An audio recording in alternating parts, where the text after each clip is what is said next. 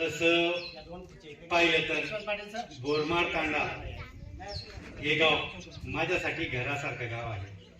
कारण की regular up down करत असताना या गावाशी माझा 2004 पासून संबंध आहे. आज माझं पहिलं, मला वाटतं गावातलं पहिलं व्याख्यान आहे. आजपर्यंत प्रोग्राम नाही झाला वाटतं असा.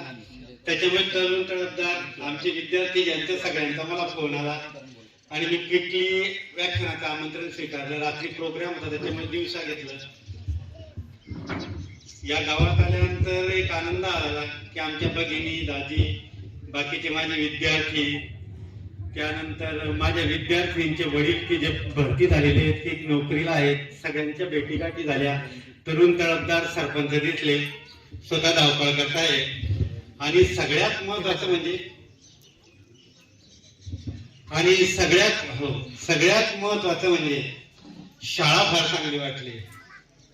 शिक्षकांनी विद्यार्थ्यांना जे घडवलेलं आहे, it is nice thing that a student from rural area come in front of you and speak in English and never get to cheat to read for it. कुठल्याही प्रकारची चिठ्ठी न घेता मुलांनी भाषण आणि पोवाडे फार सुंदर गायले. त्याबद्दल शिक्षकांचा आणि विद्यार्थ्यांच्या टाळ्या वाजवून. आणि एखाद्या व्यक्तीला जर सवय असेल की चांगल्या कार्यक्रमाला जायचं, चांगले विचार ऐकायचं, तर तो व्यक्ती आपल्याला झालेल्या व्याधी विसरून कार्यक्रमाला येत असतो. ना आता सुद्धा त्यांचा पाय फ्रॅक्चर झालेला आहे आणि ते इथं कार्यक्रमाला येऊन आलेले आहेत भैया, तर त्यांचं टाळ्या वाजून अभिनंदन करा. सूत्रसंचालन तर इथं भरपूर जणांनी छान केलं. या येण्याच्या आधी दादांनी छान केलं, सरांनी छान केलं, सरपंचांनी छान केलं. म्हणजे गाव तसं चांगलं आहे हे म्हणायला काय हरकत नाही. बोरमाड तांडा तसं चांगलंच आहे. डॅशिंग गाव आहे, हिम्मतबाज गाव आहे, पण सहकार्य शिल्पी तेवढंच आहे. किती माणसाला गरज पडो अर्ध्या रात्री धावून येणारं गाव आहे आणि त्याचा इतिहास साक्ष आहे. त्याच्यावर काही जास्त बोलत नाही, कार्यक्रमाला सुरुवात करतो. छानसं सुंदरचं नियोजन ठेवलं आहे तरुणांनी. शिक्षकांचा हातभार चांगला मोठा आहे, गर्दी छान आहे. पण लक्षात ठेवा, एखादा वाईट कार्यक्रम असेल किंवा एखादी गोष्ट असेल तर रिकामे जे लोक आहेत ते दारूच्या गुटक्यावर का गुटक्याच्या टपरीवर येतात. पण इथे जमलेले जे लोक आहेत सगळे सुशिक्षित, जाणकार आणि सृजनशील व्यक्ती आहेत. त्या सगळ्यांनी तुमचं स्वतःचं स्वागत टाळ्या वाजवून करा. संपूर्ण महाराष्ट्रभर जेव्हा भ्रमण करत असतो मी, भ्रमंती करत असताना माझा व्याख्यानाचा विषय असतो की शिवचरित्र ऐकावं, आनंदी जीवन जगा. शिवचरित्र ऐकावं, आनंदी जीवन जगा म्हणजे नेमकं काय करा? शिवचरित्रातून आपल्याला आनंदी जीवनाचा मार्ग कसा भेटेल याविषयी मी आज बोलणार आहे. कोणतेही महामानव असो, संत सेवालाल महाराज असो, परम राजमाता राष्ट्रमाता जिजाऊ साहेब असो, पुण्यश्लोक अहिल्याबाई होळकर असो, महामानव विश्वरत्न डॉक्टर बाबासाहेब आंबेडकर असो, क्रांतीसूर्य ज्योतिराव फुले असो, क्रांती ज्योती सावित्रीबाई फुले असो, या महाराष्ट्र भूमीमध्ये आणि भारत देशाच्या पवित्र भूमीमध्ये जन्मलेले कोणतेही महामानव किंवा संत असो, यांचे जेव्हा आपण विचार ऐकतो ना, तर त्यांचे विचार ऐकून सोडायचे नसतात.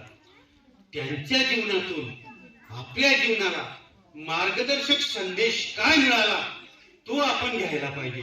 आणि तो जर आपण स्वीकारू शकलो ना, तरच ह्या महामानवांना आपण खरी त्यांचे विचार आचरणात आले असे आपण समजू शकतो. आजच्या जगाचा जर विचार केला तर प्रत्येक जण परेशान आहे. प्रत्येक जण लहान पोरापासून ते मोठ्या माणसापर्यंत, पहिलीला जाणाऱ्या मुलापासून ते शिक्षण घेणाऱ्या मुलापासून, अक्षरशः जन्माला आलेल्या बाळापासून ते मरण सुद्धा असलेल्या म्हाताऱ्या माणसापर्यंत प्रत्येकाला समस्या आहे. प्रत्येक जण समस्यांनी ग्रस्त आहे.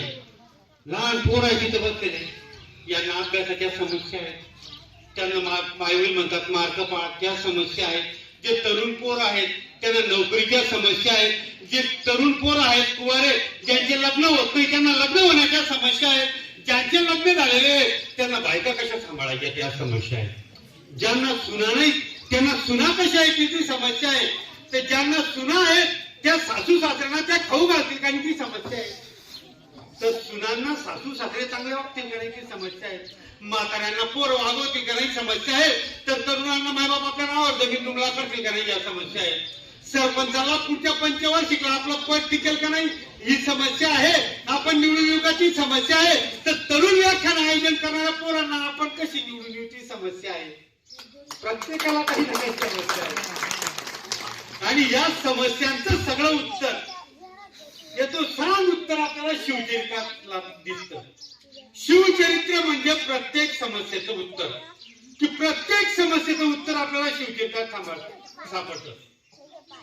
कारण की जीवनात आपण जेव्हा जगत असतो, हे जगत असताना प्रत्येकाला वाटतं की मी यशस्वी व्हावं, मी सक्सेस व्हावं, यशाने माझ्या गळ्यात माळ घालावी, माझा सत्कार गावकऱ्यांनी करावा, वाटतं ना पोराव की असं काहीतरी करावं की माझा सत्कार गावकऱ्यांनी करावा. तर या सगळ्या समस्यांचं उत्तर यश कसं मिळावं याचं उत्तर शिवचरित्रात आले. आणि तसा बोरमार तांड्याचा इतिहास फार मोठा आहे. छोटस जरी तांडं असलं, गाव जरी छोटस असलं तरी या गावातने असंख्य पदवीधर, असंख्य नोकरीवाले, असंख्य अधिकारी महाराष्ट्राला दिलेले आहेत आणि अजून सुद्धा ते आपलं कार्य निभवत आहेत. तर जीवनात यशस्वी होण्यासाठी 3 मंत्र आहेत. पहिलं विश्वास. पहिला काय आहे? तुमचा स्वतःवर विश्वास पाहिजे. नंबर 2, विश्वासानंतर तुम्ही ध्येय ठरवायला पाहिजे आणि त्यानंतर नियोजन करायला पाहिजे. विश्वास, ध्येय, नियोजन. विश्वास, ध्येय, नियोजन याचा जर ट्रायंगल केला आपण आणि त्रिकोण केला तर हा त्रिकोणातून आपल्याला निश्चितच यश मिळेल याची मी तुम्हाला शाश्वत ग्वाही देतो. आणि हा त्रिकोण विश्वास कसा ठेवावा, ध्येय कसं ठेवावं हे आपल्याला शिवचरित्रात आढळतं. शिवचरित्राचे असंख्य उदाहरणं आहेत की स्वतःवर विश्वास कसा ठेवावा, ध्येय कसं ठेवावं आणि त्याचं नियोजन करून यश कसं मिळवावं याचे उत्तर आपल्याला शिवचरित्रात एक नाही अनेक नाही हजारो उदाहरणं आहेत. आणि त्या उदाहरणाचा जर आपण मागोवा घेतला, आपल्या जीवनात जर अनुकरण केलं तर निश्चितच आपल्याला यश मिळेल. विश्वास. आजच्या जगात विश्वासाची फार कमी आहे. हे लहान लहान मुलं किती विश्वासाने बोलले हो, इथे लोक स्टेजवरती आल्यानंतर थरथर करायला लागतात. विश्वास हा स्वतःवरती पाहिजे. विश्वासाचा पाहिजे की मी काहीतरी करू शकतो, विश्वासाला पाहिजे की मी काहीतरी मिळवू शकतो, विश्वासाचा पाहिजे की मी ध्येय कंप्लीट करू शकतो. आणि हा विश्वास होता जिजाऊ साहेबांमध्ये. राजमाता, राष्ट्रमाता जिजाऊ साहेब. मुघलांची सत्ता, पातशाहीची सत्ता, त्या काळात स्वराज्य निर्माण करण्याचं स्वप्न जिजाऊ साहेबांनी पाहिलं. स्वराज्य निर्माण करण्याचं जर माहिती जरी पडलं असतं तर यवनांनी, गरिमांनी, शत्रूंनी त्यांचा नायनाट केला असता. पण त्या काळात स्वतःवर विश्वास ठेवून जिजाऊ साहेबांनी पुण्यात जमीन घेतली, लाल महालाचं निर्माण केलं. आणि लाल महालात आल्यानंतर जिजाऊ साहेबांनी आवाज दिला, दवंडी फिरवली की या रयतेने या, पुण्यामध्ये या, स्थानापन्न व्हा, शेती करा, तुम्हाला जे लागलं ते आम्ही देतो, या तुम्ही या. पण रयतेमध्ये भीतीचं वातावरण होतं.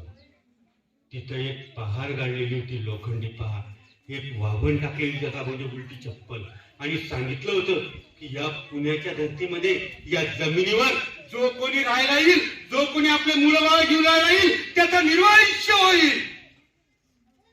त्याच्या कुटुंबात दिवा लायला कोणी शिल्लक राहणार नाही अशी अफवा पसरवली गेली होती. पण जिजाऊ साहेबांनी लोकांमध्ये विश्वास निर्माण केला आणि त्यांनी लोकांना सांगितलं की या तुम्ही इथे या, आम्ही तुमच्या सोबत आहोत. लोकांनी विचारलं आम्ही येतो आहोत साहेब, पण कोणाच्या भरोशी? अरे आमच्या भरोशी या, बाळराजांच्या भरोशी या, तुम्ही या. आणि रयतेने त्यांच्या हाकेला साथ दिली. रयत यायला लागले. बघता बघता 2 व्यक्ती आले, 2 व्यक्तीचे 4 व्यक्ती झाले, 4 चे 8 झाले, 8 चे 16 झाले, 16 चे 32 झाले, 32 चे 64 झाले. 64 लोकांची एक वस्ती तयार झाली, एक वस्तीच्या 2 वस्ती तयार झाल्या, त्याच्या 4 झाल्या, 6 झाल्या, 8 झाल्या, 16 झाल्या, 32 झाल्या, 64 झाल्या, 128 झाले. असंख्य लोक पुण्यात राहायला यायला लागले. जिजाऊ साहेबांनी ज्याला जे लागलं त्याला दिलं. ज्याला जमीन लागली त्याला जमीन दिली, ज्याला पैका लागला त्याला पैका दिलं, ज्याला धनधान्य लागलं त्याला धनधान्य दिलं, ज्याला जनावरे लागली त्याला जनावरे लागली. लोक जमीन कसू लागले, शेती करू लागले. योगायोगाने असं समजा की त्या वर्षी वरुण राजाची सुद्धा कृपा झाली, चांगली शेती बहरली, प्रत्येक जण आनंदी होता, सुखी होता. गावात वातावरण निर्माण झालं, प्रत्येकाला आनंद आणि सुख होतं.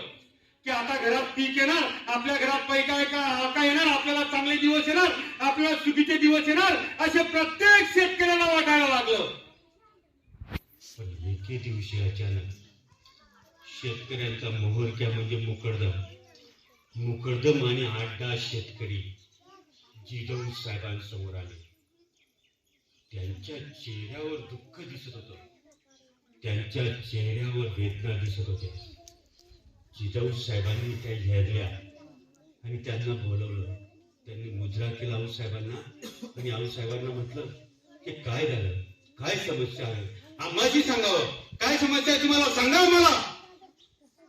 आणि तेवढ्यात त्यांचा जो मोहरका होता, मुकरदम होता, त्यांचा जो प्रमुख होता, तो पुढे आला आणि जिजाऊ साहेबांना सांगायला, आऊसाहेब तुम्ही आम्हाला जमीन दिले, धान्य दिले, पैसा अडका दिला, जनावरे दिला, सगळं चांगलं झालं आऊसाहेब.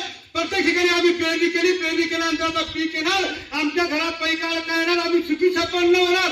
पण आणि तो व्यक्ती आऊसाहेब म्हटल्या पण म्हणजे काय, पण जनावर येतात आणि रातोरात आमच्या पिकाचं नुकसान करतात. आऊसाहेब रातोरात आमच्या पिकाचं नुकसान करतात आणि आम्हा शेतकऱ्यासाठी आमचं पीक म्हणजे आमच्या मुलासारखं, आमच्या घरातल्या कर्त्या व्यक्तीसारखे असतं. आणि जेव्हा जनावर पिकाचं नुकसान करून जातात ना आऊसाहेब, तेव्हा आम्हाला असं वाटतं की आमच्या घरातला कुणीतरी करता पुरुष गेला. आऊसाहेब एवढं दुःख आम्हाला होतं, एवढं दुःख आम्हाला होतं. अतिशय वेदनेने आणि मिळून शेतकरी त्यांच्या व्यथा सांगत होत्या आणि या सगळ्या व्यथा ऐकल्या जिजाऊ साहेब ऐकत होत्या. जिजाऊ साहेबांनी तेव्हा ठरवलं, त्याला ठीक आहे तुम्ही जावा, आम्ही बंदोबस्त करतो जनावरांचा. आणि जिजाऊ साहेबांनी बोलवलं दवंडीवाल्याला आणि सांगितलं की जा आणि ही दवंडी प्रत्येक गावाच्या, प्रत्येक वेशीच्या, प्रत्येक वस्तीवर, प्रत्येक वाडीवर, प्रत्येक ठिकाणी दवंडी फिरवाई. आणि दवंडीवाला निघाला, प्रत्येक ठिकाणी गेला, डफळं वाजायला लागला, ढांग ढांग ढांग ढांग, आणि तो म्हणायला लागला, ऐका ऐका, जो कोणी जनावर शेतीचं रक्षण करण्यासाठी रातोरात तिथे फिरेल आणि जो कोणी जनावर मारून त्याची शेपटी आणून देईल, त्याला सोन्याचं कळा बक्षीस दिलं जाईल. काय बक्षीस दिलं जाईल? हे ऐकता बरोबर, महाराजचे, मांगाचे, चांबाराचे, मराठ्याचे, साळ्याचे, माळ्याचे, कोळ्याचे, मराठ्यांचे, प्रत्येक समाजाचे, प्रत्येक जातीचे, प्रत्येक धर्माचे पोरं एकत्र आले आणि तो पोरं एकत्र आल्यानंतर ते रातोरात फिरायला लागले, शेतीचं रक्षण करायला लागले आणि त्यानंतर ते जनावर मारून त्याची शेपटी दाखवून बक्षीस न्यायला लागले. एका दगडात 2 पक्षी मारल्या साहेबांनी. पहिलं म्हणजे शेतीचं रक्षण व्हायला लागलं आणि दुसरं म्हणजे जे मावळे समाजाला स्वराज्य निर्माण करण्यासाठी आवश्यक होते, ते सर्व जातीभेदाचे मावळे निर्माण व्हायला लागले.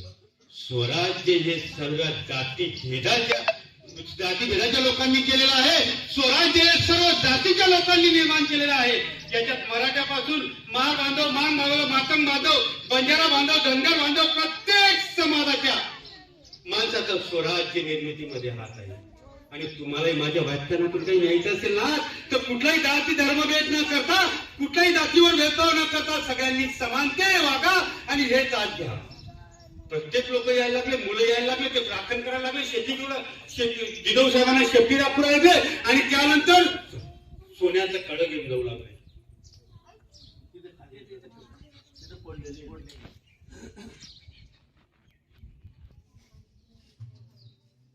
सोन्याचं खडं येऊ लागले. असा एक रात्रीचा प्रसंग होता. रात्रीचे साधारणतः अंदाजे 9-10 झाले असते. आऊसाहेब आपल्या कक्षात विश्राम करत होत्या आणि आऊसाहेब विश्राम करत असताना पहारेकरी बाहेर उभा होता. पहारेकऱ्याने पाहिलं की समोरून कोणीतरी येत आहे, समोरून कोणतरी दिसत आहे, त्याच्या खांद्यावरती काहीतरी आहे, तो येत आहे. धापा टाकत एक तरुण मुलगा, एक कळपदार मुलगा, बलदंड देहाचा मुलगा येत आहे आणि त्याच्या खांद्यावर काहीतरी आहे. आणि तेवढ्याच त्या पहारेकरांनी पाहिलं की हात आपल्या मलाकडे येतोय, हा मलाकडे येतोय. पाहिलं पहारेकरांनी पाहिलं आणि त्याला थांबवला, थांब, कुठं चाललाशी? त्या तरुण तडफदार मुलाने पाहिलं आणि पाहिल्यानंतर तो पाहिला आऊसाहेबांना भेटायचं आहे. पहारेकरी म्हटला, कशाला? त्याच्या खांद्यावर बलदंड द्यायचे, त्या माणसाच्या खांद्यावर एक जनावर होतं, त्यानं ते जनावर धाडीशी खाली टाकलं आणि कधी म्हटला जनावर दाखवायचं आहे आऊसाहेबांना, तो पहारेकरी म्हटला अरे येडा का फुळात, हे जनावर दाखवायचं होतं, तुला सोन्याचा कळबक्षीस लागत होतं, तर तू हे एवढं जनावर खांद्याला कशाला आणलं, फक्त एक शेपटी आणली असती भरपूर झालं असतं. तो म्हटला नाही, मला जनावर आऊसाहेबांना दाखवायचंय.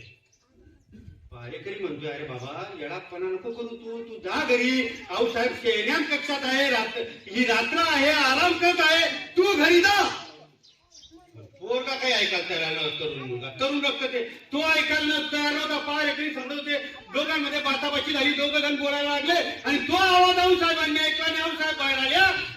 पारेकऱ्याला थोडा धक्का दिला, पुढे झाला, आऊसाहेबांना मुद्दा केला आणि आऊसाहेबांना म्हटलं आऊसाहेब आऊसाहेब. आऊसाहेबांनी त्या तरुणाचा घामाघूम झालेला चेहरा पाहिला आणि विचारलं काय झालं बाळा, काय झालं. आऊसाहेब मी आणलेला आहे. आऊसाहेबांनी काय आणलेलं आहे. आऊसाहेब तुम्हाला दाखवायला जनावर आणलेलं आहे. ते एवढं मोठं जनावर आऊसाहेबांनी पाहिलं आणि त्याच्याकडून नकळत शब्द निघले, शाबास मुला शाबास. हे शब्द ऐकल्याबरोबर तो मुलगा मात्र रडायला लागला, फुंडून रडायला लागला. आऊसाहेबांना समजत नव्हतं मुलगा का रडायला लागला. आऊसाहेबांनी त्या मुलगाला जवळ घेतल्याने म्हटले अरे बाळा तुला सोन्याचं कळ पाहिजे का, एक कळ नाही दोन कळ पाहिजे का, जमीन पाहिजे का, पैसा का पाहिजे का, जनावर पाहिजे का, तुला काय पाहिजे सांग, तुला सांग. पण मुलगा काही बोलायला तयार नव्हता. शेवटी आऊसाहेब परत म्हटला बोल मुला बोल, तुला काय पाहिजे. आणि मग तो मुलगा म्हटला आणि रडत फुंडून तो मुलगा सांगायला लागला आऊसाहेब तुम्ही जे मला धनधान्य दिलं, पैसा का दिला, सोन्याचे कळ दिले, जमीन दिली, पैसा का सोन्याचे कळ, मला काही नको आऊसाहेब, काही नको, फक्त तुम्ही जी शाबासकीची थाप दिली ती थाप माझ्या पाठीवर ठेवा आऊसाहेब, मला दुसरं काही नको, मला दुसरं काही नको. त्या तरुणाचे शब्द आऊसाहेबांनी ऐकले आणि त्याला विचारलं शाबास मुला शाबास, काय नाव तुझं. तो मुलगा म्या म्हटला म्या तान्या ताना म्हणजे कोण. तानाजी माणूस रे की जे एका शाबासकीच्या थापातून घडले आणि त्यांनी अगंत असा गड जिंकून दिला, ते तानाजी माणूस घडले फक्त एका शाबासकीच्या थापातून. म्हणजे एक त्यांनी कौतुक केल्याचा शब्द, त्यांना दिलेला विश्वास. मी तपासलेल्या तमाम आई वडिलांना विचारतो तुम्ही तुमच्या पोरांचं कौतुक करता का हो, शाबास येता का तुमच्या आई तुम्हाला. समजा एखादी पोरगा आहे आणि घरी गेला पप्पा मला 10वीला 75% पडले, त्याचा बाप काय म्हणतो ते मायले सांग, तिला कौतुक लागेल.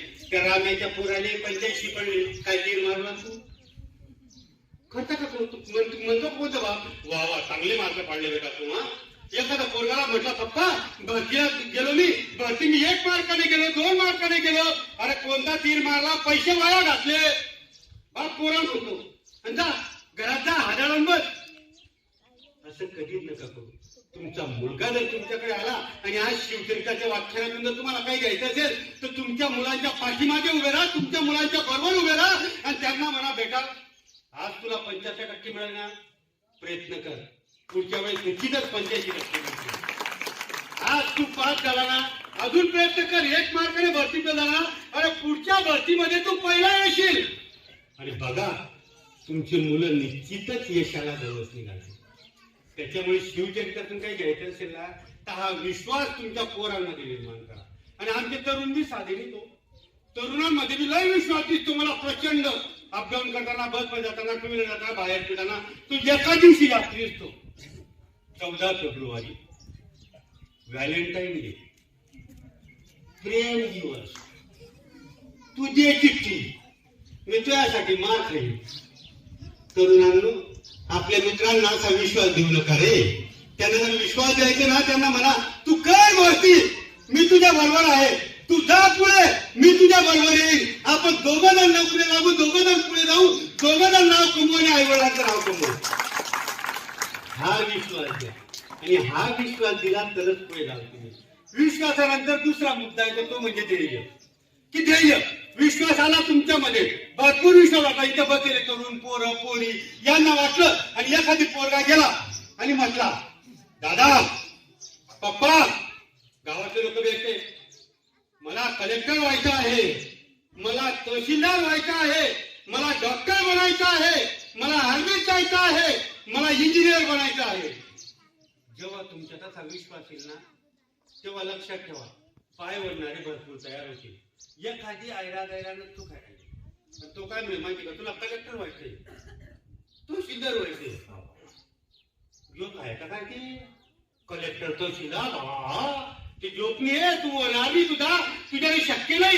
असा जर एखादा भेटला ना, त्याला विचारायचं, तू 2-4 कलेक्टर झाला का? तो म्हणेल नाही. तहसीलदार झाला का? नाही. पोलीस भरती झाला का? तो म्हणेल नाही. मग तू गप्प बस. तुला काय समजतं त्याच्यात? तर अशा माहिती म्हणणाऱ्या लोकांच्या तुमचं ध्येय जे बनायचं ते पोलीस, डॉक्टर, इंजिनियर जे बनायचं असेल, फक्त त्या ध्येयावर नजर ठेवा. ध्येयावरच. ध्येय असं दिसायला पाहिजे तुमचं की जे बाजीप्रभू देशपांडेंना दिसलं होतं. पन्हाळगडाला वेळा पडला होता, पन्हाळगडाला, आणि वेळा बी असा साधा सुद्धा नव्हता, सिद्धी जोहरचा वेळा होता. सिद्धी जोहर नावातच होतं सिद्धी. सगळे कार्य तडीत नेणारा, सगळे कार्य सिद्ध करणारा, जे कार्य दिलं ते असंभव कार्य सिद्ध करणारा तो सिद्धी जोहर. महान खतरनाक सरदार, शूर पराक्रमी. हो, शूर पराक्रमी होता तो. प्रत्येक मोहीम यशस्वी करायचा, सिद्ध करायचा तो सिद्धी जोहर. मगराच्या पकडीतून माणूस सुटेल, अजगराच्या पकडीतून सुटेल, पण सिद्धी जोहराच्या पकडीतून सुटणं नामुमकिन होतं, अशक्य. आणि सिद्धी जोहरचा वेळा पडला. सिद्धी जोहरचा वेळा पडल्यानंतर महाराजांनी बाहेरून हल्ला करून पाहिला, पण उपयोग झाला नाही. तेव्हा महाराजांनी ठरवलं की आता शक्तीपेक्षा युक्ती श्रेष्ठ. त्यांनी आपल्या मावळ्यांना बोलवलं, बाजीप्रभू देशपांडेंना बोलवलं. म्हटलं, बाजी, वेळा पार करायचा आहे. हो महाराज.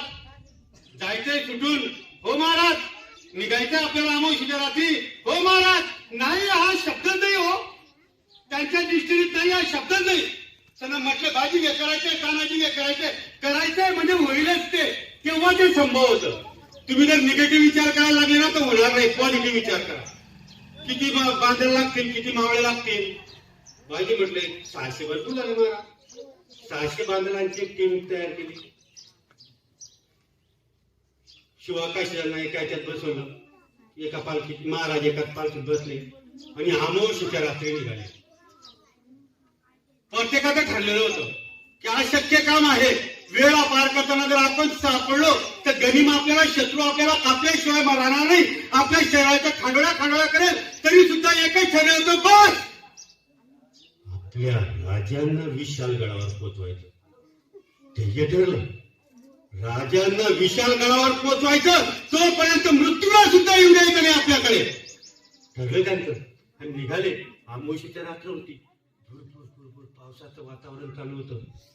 हातात मशाली. जंगलातून जायचं होतं की हिंस्र पशूची भीती नाही, काट्याची भीती नाही, दगडांची भीती नाही, कशाची भीती नाही. फक्त एकच ठरलं होतं की आपल्या राजांना गडावर पोचवायचं.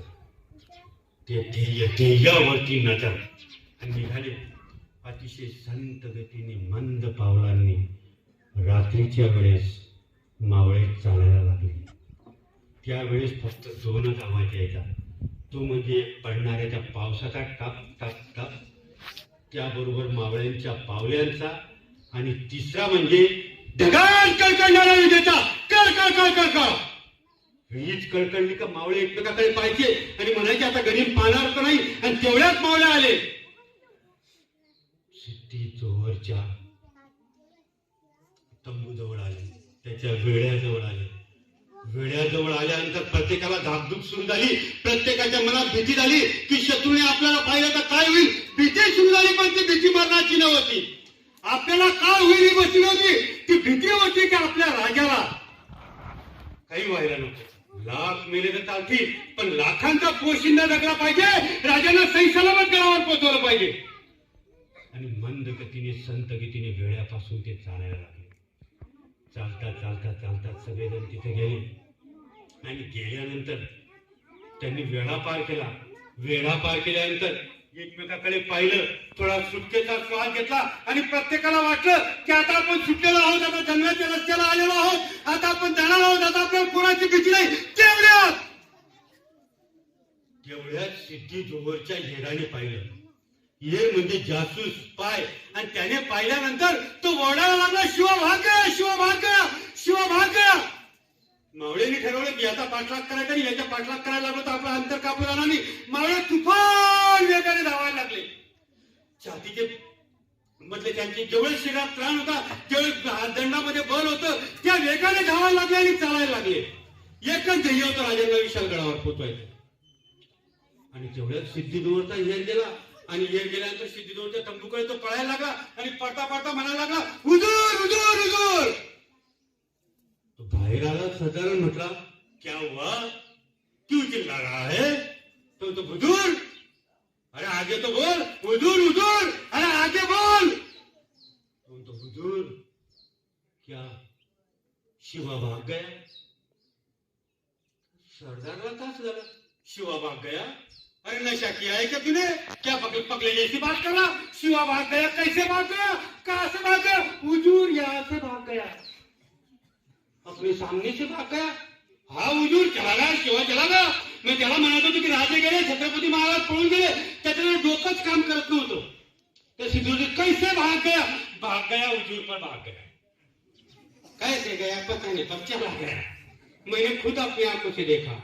हाँ देखा हुजूर, खुद देखा, लेकिन चला गया. तेवढ्यात त्याने आता एक सरदार होता सिद्धी मसूद, त्याला बोलवलं आणि त्याला सांगितलं, तुला काय लागतं ते घे, गोल्डन लागो, पायदल लागो, तुला जे लागलं ते घे, जे लागलं ते घे, पण जा हो शिवा को गिरफ्तार कर केला.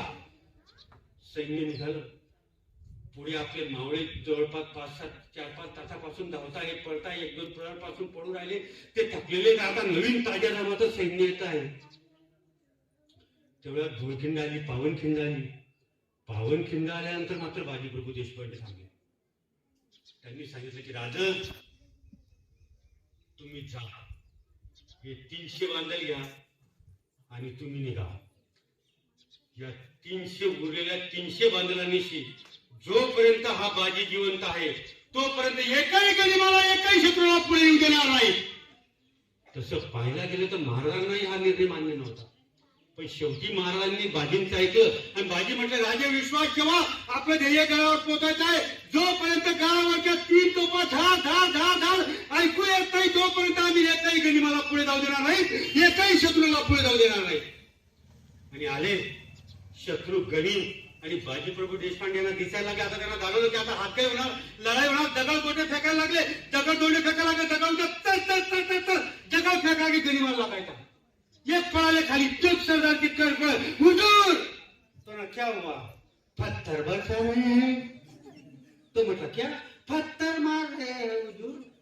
अरे पगला गए क्या, मालूम हुजूर, बड़े बड़े पत्थर फेंक रहे, बहुत से लोग अपने घायल हो गए, कुछ जख्मी हो गए.